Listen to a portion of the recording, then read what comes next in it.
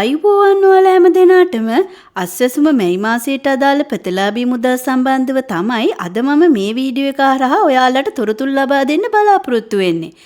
ඉතින් මේ වීඩියෝ එක බලන ඔයාලා තාම අපුව subscribe කරලා නැත්නම් එන්ම අපුව subscribe කරලා all button එකත් click කරලා තියාගන්න කියලා මතක් කරනවා. ඉතින් හරියටම මැයි මාසයේ අස්වැසුම සහනාදර මුදල් ලැබෙන දිනේ අහලා ගොඩක් අය අපිට මැසේජ් කරලා තිබුණා. මේ සම්බන්ධව අප්ඩේට් එකක් අරන් එන්න කියලා. ඉතින් අන්න ඒ නිසා තමයි මේ තොරතුරු අද මම ඔයාලට අරගෙන එන්නේ. ඉතින් මැයි මාසයට අදාළ මුදල් සිස්ටම් එකට බැර වෙනවා කියලා හරියටම සඳහන් කරලා තිබුණේ මැයි මාසයේ 4 වෙනි දින. ඒ කියන්නේ මැයි මාසයේ මුල් සතිය වන විට හැම මාසික වගේම මැයි මාසයේ මුදල් ඔයාලගේ බැංකු ගිණුම් වලට වැටෙන්න කලින් සිස්ටම් එකට වැටෙනවා.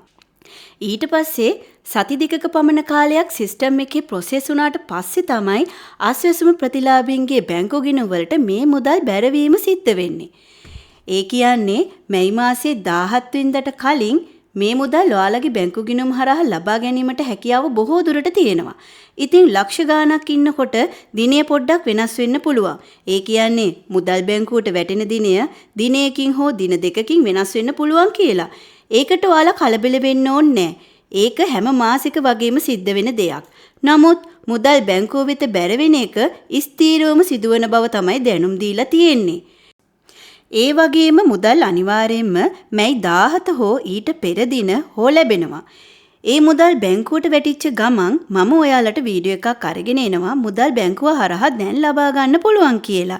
ඒ නිසා මාත් එක්ක දිගටම සම්බන්ධ වෙලා ඉන්න අස්වැසුම සහ අනිකුත් සහනාධාර ගැන තොරතුරු ලබා ගැනීමට ඒ වගේම අපව subscribe කරලා පහළ තියෙන all button එකත් click කරලා තියාගන්න. එතකොට අපි මේ සම්බන්ධව ලබා දෙන තොරතුරු ඔයාලට ඉක්මනටම අපා නාලිකාව හරහා ලබා ගන්න පුළුවන්. මං හිතනවා මේ වීඩියෝ එක ඔයාලට වැදගත් කියලා. එහෙනම් වීඩියෝ එකට ලයික් එකක් දාන්න අමතක කරන්න එපා. ඔයාලට මොනවා හරි ප්‍රශ්න තියෙනවා නම් පහලින් කමෙන්ට් කරන්න. ඒක වැඩිහිටි මුදල් සම්බන්ධයෙන්, ආබාධිත මුදල් සම්බන්ධයෙන්, අස්වැසුම මුදල් සම්බන්ධයෙන් උනාට කමක් නැහැ. ඕනම දෙයක් සම්බන්ධව ප්‍රශ්න තියෙනවා නම් පහලින් කමෙන්ට් කරන්න. මම ඊළඟ වීඩියෝ එකෙන් ඔයාලට ඒ අදාළව තියෙන ප්‍රශ්න ගැන අනිවාර්යයෙන්ම අරගෙන එන්නම්.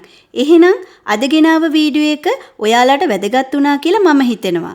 එහෙනම් ඊළඟ වීඩියෝ එකෙන් හම්බ වෙනකන් ගිහින් එන්නම්. ඔයාලට ස්තුතියි.